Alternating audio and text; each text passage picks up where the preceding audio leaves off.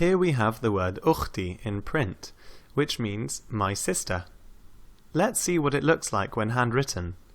We start with an alif starting high and ending at the line, and then the letter kha, which begins like this. We nearly close the letter, but carry on to the ta, which rises to a similar height as the kha, and we end with a final ya.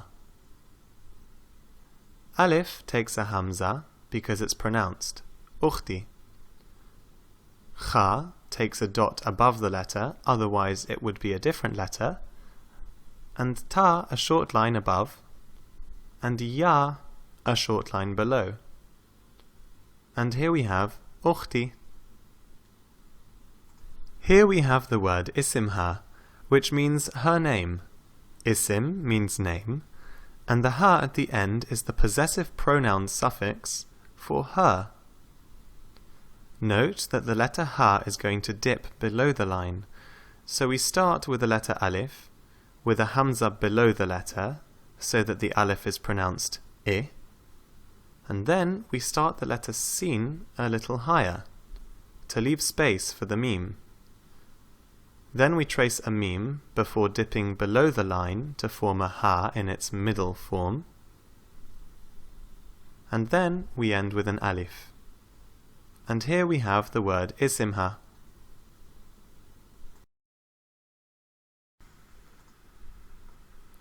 Here we have the word bas, which means bus. We start with the ba, a short letter, and then alif, a tall letter. It doesn't join. Then we write the sad by first tracing its ellipse, and then adding its tail. We add the dot to the ba, of course, so that we can read the word bas. Here we have two words, huwa, which means he, and hiya, which means she. Both have only two letters, and both begin with the letter ha. To trace a ha, we start like so, with a big arc, and then we curl back into the letter to put a small circle inside it. Then we continue on to the waw, huwa. And for hiya, it's the same, a big circle, and a smaller circle inside it, and then we continue into the ya. We add the short line to the ya,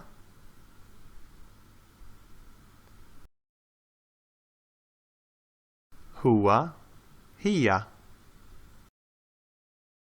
Now we'll write the word thalatheh, which means three. We start with the letter tha, we'll add its dots later, then into lam. We stop and draw the alif inside the lam. Then we write another tha. And finally, a ta marbuta. The three dots above the tha form a little arrowhead, like this, like we did for the letter shin. The same goes for the second tha, and then we add the short line above the ta marbuta. And there you have thalatheh.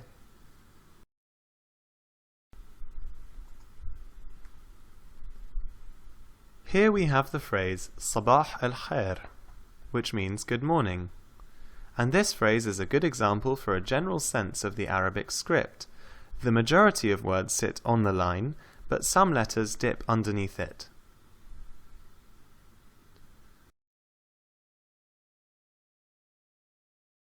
We start with the ellipse of the sad, which is closed with a little upward flick, and then we continue to the letter ba, and then to the alif, where we pause. The final ha looks like this, and we add the dot for the letter ba, sabah. We start the word il-khair a little higher up, and don't go down all the way to the line. Alif, lam, and this leaves space for the letter Kha, which looks like this. Then the letter Ya, and finally Ra. Kha takes a dot above the letter, and we need a short line under the Ya. So here we see which letters stay on the line. Sad, Ba, Alif, Kha. These sit on the line, whilst the Ra and the final Ha go below the line. Sabah al-Khair, the response to which is Sabah al-Nur.